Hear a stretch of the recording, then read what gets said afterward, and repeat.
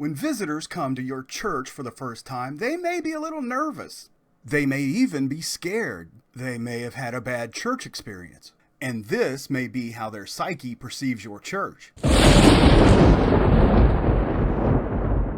Today, we are going to talk more about the critical eye, first impressions, and how people view your church.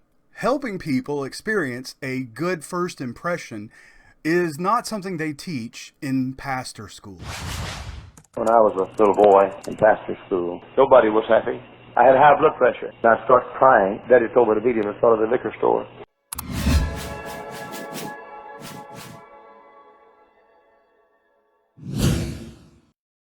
Now, some of the specifics of what I talk about today may not apply to your church because of size or location. My own background is working in some rather large churches, so that's from where my viewpoint comes. But even if you represent a small church, these same concepts can apply. And this may give you some new insight and hopefully some inspiration. I see signs all the time that say, "Everyone welcome." And I saw one church that had "Everyone welcome" on their sign, but the name of the church was Solid Rock Apostolic Christian Fellowship. I imagined myself as someone who was looking for God and seeing the sign, wondering if I would feel welcome. I didn't grow up in a church, so how do I know what solid rock even means? I don't feel like an apostle, and I'm not a Christian, so am I allowed to fellowship? Or are only Christians allowed to fellowship? It's rather confusing. Regardless, I didn't feel welcome. The exterior of your church property communicates a great deal about who you are and what you value. It can communicate your view of yourself and if you want to invite people in and grow. Notice there's no "Everyone welcome" sign at that church. Okay, let's start where new people or interested people begin, with your church sign. Using your critical eye, ask yourself, what does our sign communicate to people outside the church? Does your sign look like it was around at the Reformation? If your sign is old, maybe it's time to get a new sign, one that is updated and relevant to your church. Unless your vibe is to look more historic. You can replace it. You can get somebody to repaint it. Heck, maybe you just need some new lighting on that sign. And you know, this may offend you, but an old sign says old people and old life. Second, parking lot. What's your parking lot situation? Is it more of a parking lot in the academic sense? Are the parking spaces, marked out with actual lines? Is it in good shape, or is it more like ski moguls? Does it have a vast plethora of potholes? If you have one of those pastor parking only signs at your church, and it happens to be in the very best parking space in your parking lot, don't take the seat of honor. Take the lowly seat. Have your staff, have your leaders, your volunteers, your worship band, anybody who gets to the church early, have them park farthest away from the front doors. This gives visitors and even regular attendees the opportunity to get some of the better parking spaces. Is your parking lot big enough that it's directional? And if so, is it confusing? Will people know which way to go? One time I stepped in a pothole in the parking lot. That was 6 years ago, and my ankle is still all jacked up. And I didn't want to go back to the because I saw it essentially as a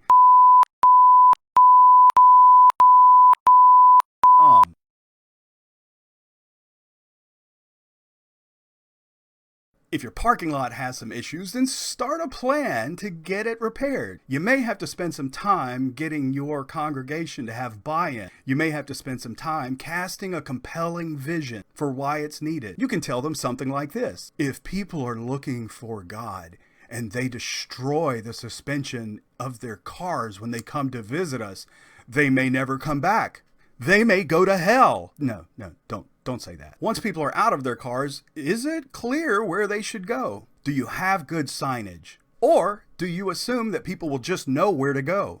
Because you know where to go. I went to a wedding recently at a rather large church, and they had amazing signs all around their parking lot pointing to the different buildings. But the problem was that all of their buildings were named and marked rather oddly. There was building 1A, building 2A, building 2C, building 3Q. They had 4 different chapels. And even though the signs pointed to the building, we didn't know which building to go into. Seriously, we walked in right as the bride was about to walk down the aisle. Make sure that people can tell where they're supposed to go when they come to your church. Make it easy for them. I was on staff at this, kind of large church, and there was this 3-foot median that ran between the parking lot, between the driveway, and the actual building itself. The median ran long ways down the parking lot for quite a ways. And to get to the front door, there was a sidewalk, but there was no ramp. You had to step up to get to it. Anyone with a baby stroller or someone in a wheelchair had to travel to the far end of the parking lot to go around the curb and get to the doors to enter into the lobby. Or they had to go full Evel Knievel and jump the median and then jump the curb to get to the front doors. We imagined ourselves in their place, and using our critical eye, we noticed that they may have some difficulty. So we hatched a plan. And here's what we did. First, we created more specialized parking spaces. We doubled our handicap parking. We even added parking for families with children, expecting mothers, and new moms. And then I loved this. We created some specifically sized parking spaces for motorcycles. And then we got these motorcycle parking only signs that were orange and black. Oh, and just as a side note, something I've noticed, motorcyclists like community. They like to hang out with other motorcyclists. So if you have one person at your church who parks in those parking spaces and rides a cool bike, you're probably going to have more than one pretty soon. The second thing we did was cut a pass-through through that median so people with some type of mobile apparatus could easily pass through the median to get to the front doors. Lastly, we took out the curbed sidewalk that led to the front doors and replaced it with a gentle sloping ramp.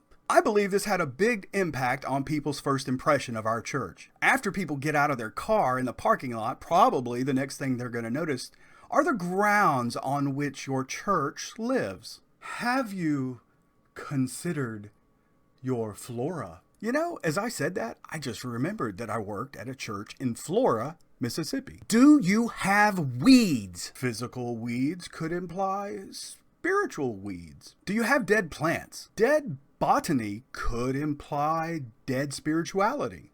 The easy answer is, hire a landscaper. But perhaps your church can't do that. It just can't afford that. Well, find a volunteer that you can lead and coach. Someone to whom you can say, hey, look, this area over here would look really good. Why don't we do this to that area? You could create a landscaping team that meets quarterly or seasonally and gets together and works on the grounds. And as an added bonus, hey, this is a group of people getting together. It addresses your value of community. And I know this goes without saying, but mow your grass regularly and use a weed whacker. Make it look nice. Now, from my experience, I suggest doing your mowing and weed whacking on Thursday. Why Thursday? Well, it doesn't look like it was just cut an hour before church. People with grass allergies will thank you for that. It gives grass a little time to grow so it looks more natural. Plus, if it rains, it gives you an extra day, maybe an extra 2, to get it done before church. Now, still imagining that you are a first-time visitor and you are approaching the church, use your critical eye.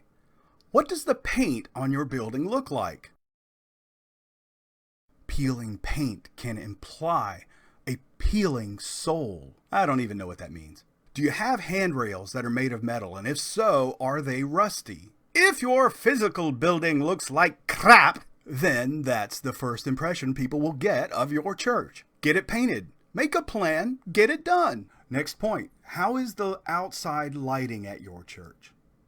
I know a church that met at night and their outside lighting was on a timer. And every time came around that we were supposed to change our clocks, the lighting just got screwed up. And the outside of the church was dark.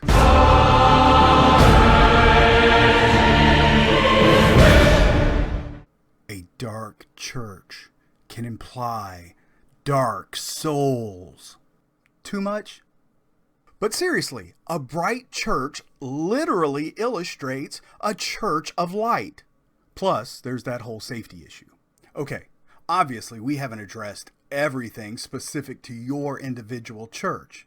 But hopefully you've gotten some insight into what people see when they come to your church for the first time and what their first impression is. And you can take your critical eye and now look around your property and see what other people see and then address it. You will want to subscribe to our channel, and here's why. Coming soon, we're going to have discussions about the critical eye and how it relates to your front doors, your lobby, and the people inside. And do you have a greeter that has resting stink eye?